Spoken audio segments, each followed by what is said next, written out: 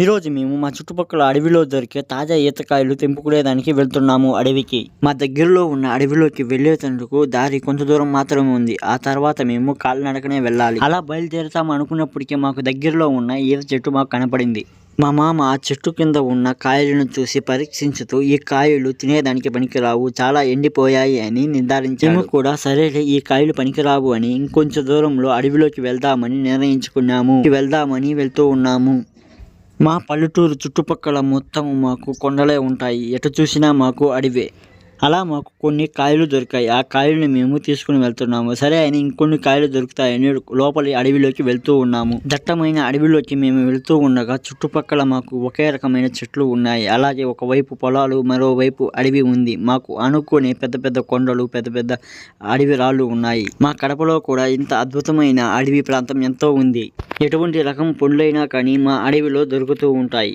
ప్రశాంతంగా ఉండే వాతావరణము, ఆహ్లాదంగా ఉండే ఈ చుట్టుపక్కల కొండలు చాలా బాగా ఉంటాయి. అలా అడవిలోకి మేము వెళ్తూ ఉండగా చాలా ఊర్లు మేము దాటేసి అడవి లోపలికి వెళ్తూ ఉన్నాము. మేము అడవిలోకి వెళ్ళాలని తెల్లారుజామునే అనుకున్నాము. ఎందుకంటే మేము తెల్లారుజామునే వెళ్తే ఏవైనా అడవి జంతువులు మా మీద అటాక్ చేస్తాయి అని మేము పొద్దు పొడిచిన తర్వాతే మేము బయలుదేరాము. అలా కొద్ది దూరం ప్రయాణించిన తర్వాత మాకు ఒక ఈత చెట్టు కనొచ్చింది. అక్కడ కాయలు ఉంటాయని మేము దగ్గరికి వెళ్ళి చూసాము. అవును, ఇక్కడ కాయలు నిజంగానే ఉన్నాయి.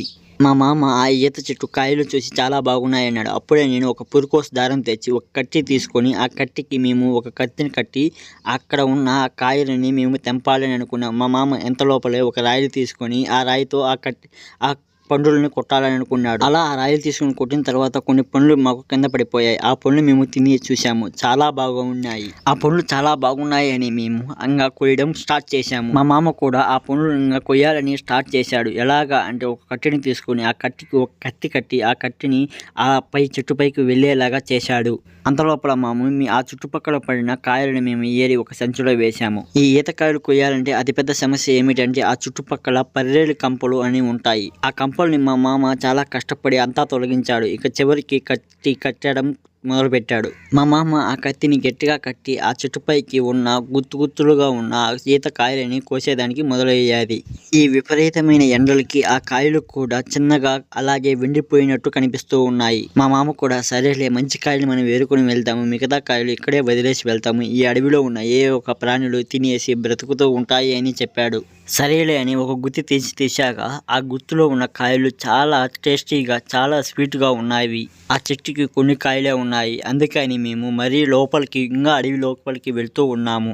మీకు ఈ సందేహం రావచ్చు, ఎవరు ఈ అడవిలో మీకు తార్ రోడ్డు వేశారు అని. ఈ తార్ రోడ్డు మాకు కడపకి కనెక్ట్ అయ్యి ఉంటుంది. విలేజ్ అన్ని కనెక్ట్ చేసుకుంటూ వెళ్ళిపోతుంది ఈ రోడ్డు. అలా దారిలో వెళ్తూ ఉండగా మాకు ఇంకో ఈత చెట్టు కనొచ్చింది. అలా అని దగ్గరికి వెళ్ళాము. ఆ ఈతకాయలు చూస్తూ ఉంటే చాలా ఎండిపోయాయి. అక్కడికి ఎక్కువ కూడా లేవు, చాలా తక్కువ ఉన్నాయి. అందుకని మేము ఆ ఈత చెట్టు వదిలేసి ఇంకొంచెం దూరం వెళ్ళాలని నిర్ణయించుకున్నాము. మా మామ కూడా ఆ కాయలను చూసి ఈ ఎండకి ఇలాగే వెండిపోతాయి అని, పర్వాలేదు మనం ఇంకొంచెం దూరం అడవిలోకి వెళ్దాము, మరికొన్ని కాయలు దొరుకుతాయి అని చెప్పాడు. అలా అని మేము మళ్ళీ మా ప్రయాణాన్ని కొనసాగిస్తూ ఉన్నాము. అలా వెళ్తూ ఉండగా మాకు పోయినసారి మేము కాయలు కోసుకొచ్చిన స్థలం మాకు గుర్తు వచ్చింది. అందుకని మేము ఆ దారి గుండా మళ్ళీ వెళ్ళాలని నిర్ణయించుకున్నాము. మేము మాటల్లో పడి ఆ దారిని మర్చిపోయాము. నేను మా మామకి మళ్ళీ గుర్తు చేశాను ఇలా వెళ్ళాలి అని. మళ్ళీ కొంచెం దూరం వెళ్ళాక మేము యూటర్న్ తీసుకొని ఆ దారి గుండా వెళ్ళాలని నిర్ణయించుకున్నాము. మేము వెళ్ళే దారి కొంచెం మాత్రమే బాగుంటుంది. ఆ తర్వాత మొత్తం మట్టి రోడ్డు ఉంటుంది. అలాగే అడవి లోపలికి తీసుకుని వెళ్తుంది. ఆ కొంచెం దూరం వెళ్ళిన తర్వాత అక్కడి నుంచి వాహనాలు వెళ్ళేదానికి చోటు ఉండదు. అలాగే కాలినడకనే వెళ్ళాలి, ఇంకో దారి ఉండదు. అలా మేము చాలా దూరం అడవిలోకి వెళ్ళాక మాకు చాలా ఎక్కువగా ఉండే ఈత చెట్లు మాకు కనపడ్డాయి. మేము స్పెసిఫిక్గా ఏ చెట్టు అయితే బాగుంటుందో, ఏ ఈతకాయలు అయితే బాగుంటాయో అవి సెలెక్ట్ చేసుకొని మిగతాటి ఈ అడవిలో ఉన్న జంతువులకి వదిలేస్తాము అని అనుకున్నాము. అలా మేము ఇలా ఈతకాయల్ని ఎలా కొయ్యాలో కూడా ఇప్పుడే చెప్తాము. ఇలా ఈతకాయల్ని చేతిలో పట్టుకొని అలాగే కోస్తూ ఉండాలి. ఎందుకంటే మనము ఎక్కువగా కుట్టినట్లయితే ఆ ఈతకాయలు రాలి కింద పడిపోయే అవకాశం ఎక్కువగా ఉంది.